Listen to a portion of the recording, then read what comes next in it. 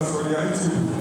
The worry, in fact, when I wanted to have an idea of what green logistics was all about. So I went searching. I couldn't get anything more because I was a little bit scared. You really have convinced me that green revolution is the way to go.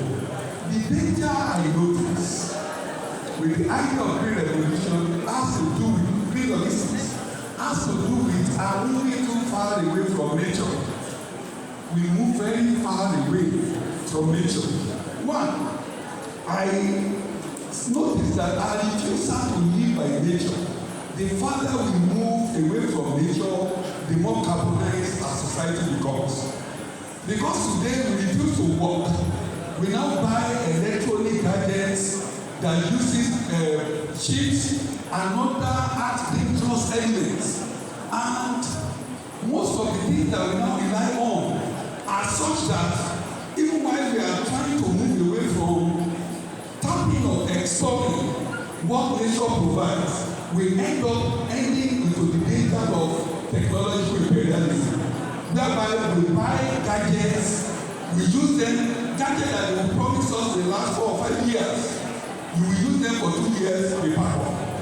You get to places like mechanic workshop, you see vehicles that are acquired with so much money that probably would have diverted into other areas of our needs. So I think I'm moving away from nature and not tapping adequately from the resources of nature constitutes a danger to sustenance of green logistics. I discovered much of the food problem we have in Nigeria, aside insecurity, has to do with getting these stuff to the marketplace as at when. I asked myself, what has happened to donkey?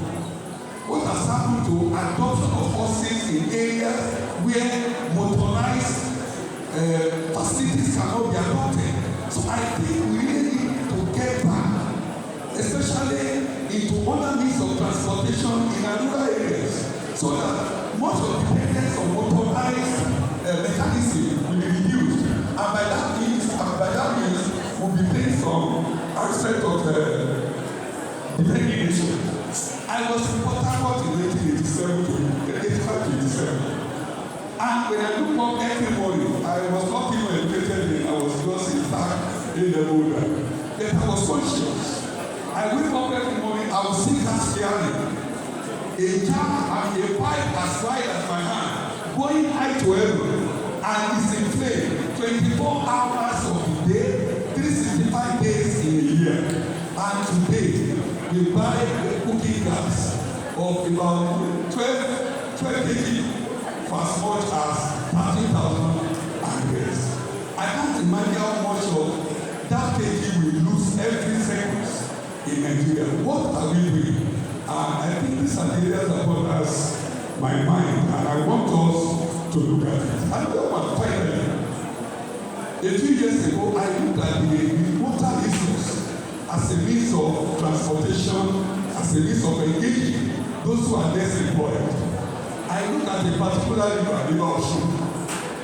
It traverses Ekiti, Osun, Oyo, Ogun, and end up in Lagos. I have not seen us, apart from those who take signs from Osun River, apart from those who engage in maybe, there's nothing much of fishing. We can convert these to other economic use that will further the dependence of those who are less employed on such facilities. I think these are my tips for now, sir. You are most welcome. Thank you very much, Professor Elijah Albani. I think I like the second point of Professor Albani, that when the roads are not good, I think we should switch to motorcycle. Most especially the students of Ukuku campus. Motorcycle, don't you like motorcycle?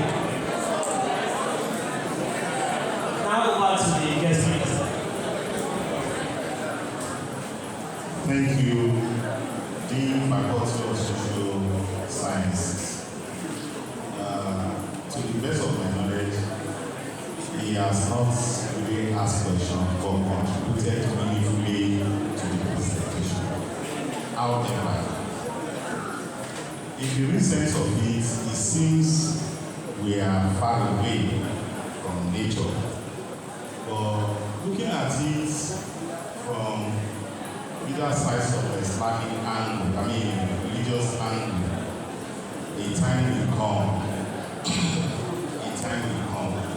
that you don't even need to go about with your debit or credit card.